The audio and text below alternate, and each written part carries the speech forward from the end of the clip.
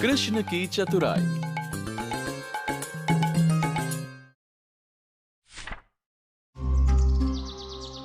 इंद्र के दिव्य उद्यान अमरावती में नारद ने पारिजात का पेड़ देखा। यह बगीचे का मुख्य आकर्षण था। इसे नाइट जैस्मिन भी कहते हैं।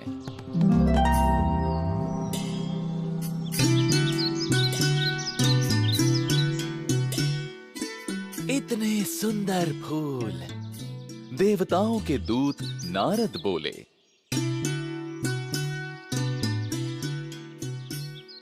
फूलों की सुगंध चारों ओर फैली हुई थी।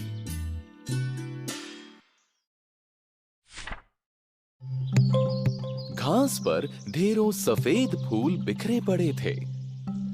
उन्होंने एक फूल उठा लिया।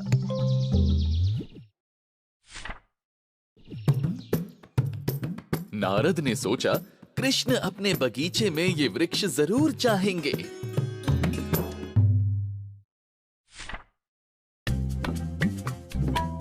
वे आतुरता से कृष्ण को फूल दिखाने निकल पड़े।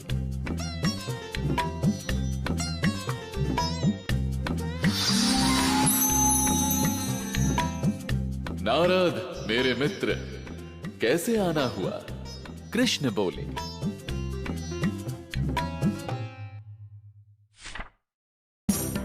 मैं आपके लिए एक विशेष उपहार लाया हूं, नारद ने फूल दिखाते हुए कहा।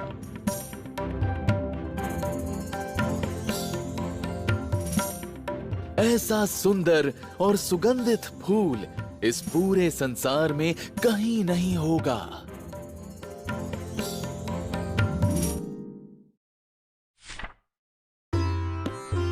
कृष्ण अपनी पत्नी रुक्मणी के पास पहुंचे। इस दिव्य उपहार को स्वीकार करें। रुक्मणी बहुत खुश हुई। ये फूल तो केवल स्वर्ग में ही खिलते हैं।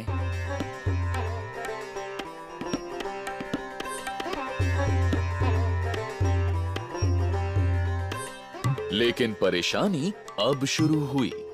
नारद ने रुक्मणी को फूल लेते हुए देखा।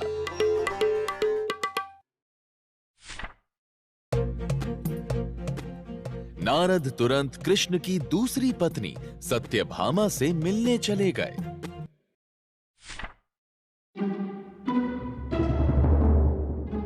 सत्यभामा, आप कैसी हैं?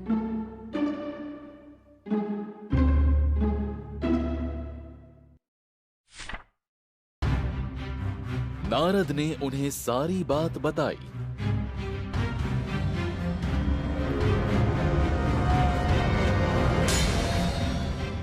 सत्यभामा आग बबूला हो गई।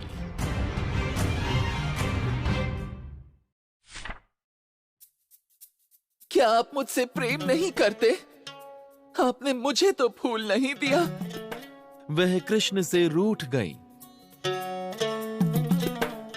सत्यभामा, मैं तुम्हें कोई भी फूल ला दूंगा जो तुम चाहो। कृष्ण ने वादा किया। नहीं, मुझे तो पूरा पेड़ चाहिए, वो भी मेरे अपने बगीचे में।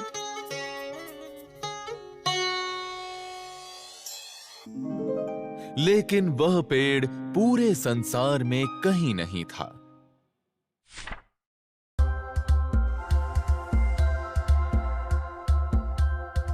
कृष्ण ने नारद की ओर देखा, जो दूर से ही खिलखिलाकर हंस पड़े।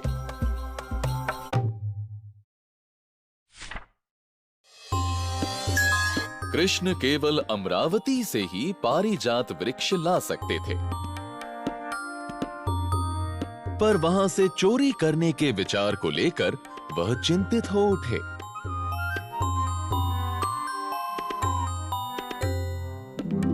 तभी कृष्ण को याद आया कि पारिजात इंद्र का वृक्ष नहीं था।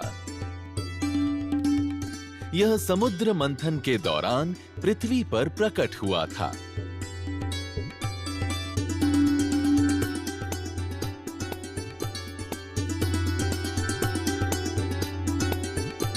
इसलिए इसे पृथ्वी पर वापस आना चाहिए और स्वर्ग में नहीं रहना चाहिए। अंधेरे में कृष्ण ने अमरावती में प्रवेश किया। उन्होंने पारिजात को उसकी खुशबू से पहचाना, क्योंकि वह रात में ही खिलता था।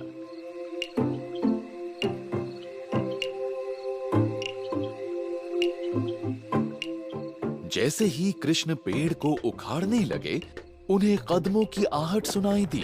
चोर चोर! इंद्र जोर से गरजे, पेड़ को वापस वहीं रख दो।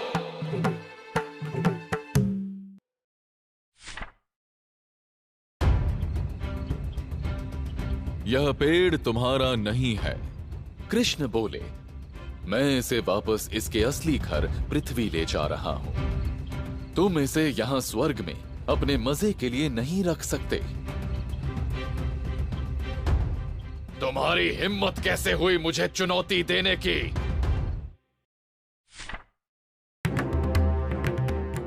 वे कई दिनों तक लड़ते रहे।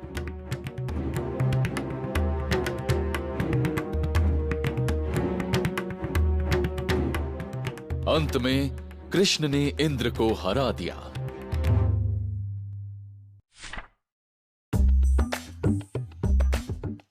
कृष्ण पारिजात के साथ पृथ्वी पर लौटे।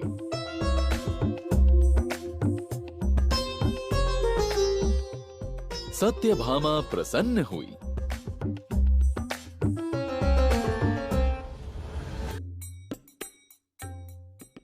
लेकिन इस बार रुक्मणी नाराज थी। तुमने मुझे एक फूल दिया और सत्यभामा को पूरा पेड़? वे उदास हो गई। नारद ने देखा और खिलखिला पड़े।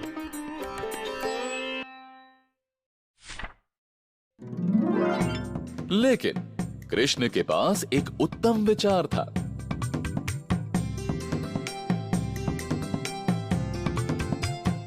पेड़ की झूलती शाखाओं को देख उन्हें एक उपाय सूझा।